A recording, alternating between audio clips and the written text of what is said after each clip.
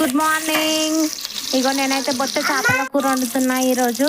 First చేపల కూర బాగానే పెట్టుకొని దాంట్లో ఉల్లిగడ్డలు వేసి వేయించుకొని ఇవైతే పక్కకు పెట్టుకోండి. ఒక ప్లేట్లో తీసుకోండి. చల్లారిన తర్వాత మిక్సీ పట్టుకోవాలి. మళ్ళీ జీలకర్ర, ధనియాలు, మెంతులు కూడా వేయించుకొని ఇవి కూడా ఒక ప్లేట్లో పక్కన పెట్టేసేయండి. చల్లారనివ్వండి ఇవి కూడా. మనము ఇంతకుముందు ఉల్లిగడ్డలు వేయించుకున్న చేపల కూర బగోన్లోనే ఆయిల్ పోసుకొని కొంచెం మెంతులు వేయించి అవి వేగిన తర్వాత చేప ముక్కలు వేసుకొని కారం వేసుకొని సరిపడ కారం, పసుపు, మళ్ళీ సాల్ట్ కూడా వేసుకోండి. వేసుకున్న తర్వాత నేను చూపించిన విధంగానైతే ప్లేట్ పెట్టేసి కలపండి.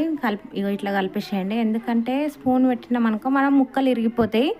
అందుకోసం నేను చూపించిన విధంగా మీరు కలుపుకోండి. తర్వాత ఒక 10 మినిట్స్ తర్వాత చింతపండు రసం యాడ్ చేయండి. చింతపండు రసం వేసుకున్నాక మళ్ళీ నేను చూపించిన విధంగా కలుపుకోండి ఫ్రెండ్స్. ముక్కలు అయితే విరిగిపోవు. ఇది ఉల్లిగడ్డ, అల్లం వెల్లుల్లి పేస్టు పట్టిన నేనైతే. ఇది కూడా ఒక 10 మినిట్స్ తర్వాత చేపల కూరలో యాడ్ చేసేయండి. ఈ పులుసు ఉన్నది కదా, ఈ పులుసుని ఇట్లా మంచిగా మీదకి ముక్కల మీద పోసేయండి. దాంట్లో మనం ఇప్పుడు యాడ్ చేసుకున్న పేస్ట్ ఉన్నది కదా దానివల్ల.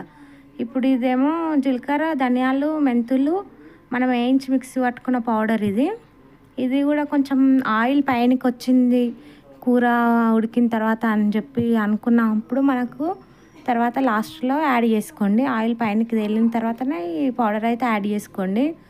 ఫస్ట్ యాడ్ చేసుకుంటే కూర టేస్ట్ అయితే పోతుంది. లాస్ట్ మనం దించేస్తాం, ఇంకా 2 మినిట్స్ ఉంది టైం అని అన్నప్పుడు వేసేయండి ఈ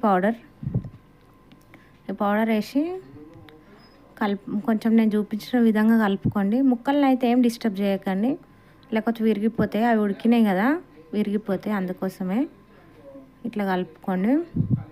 ఈ మసాలా వేసినాక ఒక 1 మినిట్ ఉంచి స్టవ్ ఆఫ్ చేసేయండి. ఇదిగోండి నేనైతే స్టవ్ ఆఫ్ చేసేసిన. ఇక చేపల కూర రెడీ. బొచ్చ చేపల కూర మీకు ఎలా అనిపించిందో కామెంట్ బాక్స్లో కామెంట్ చేయండి.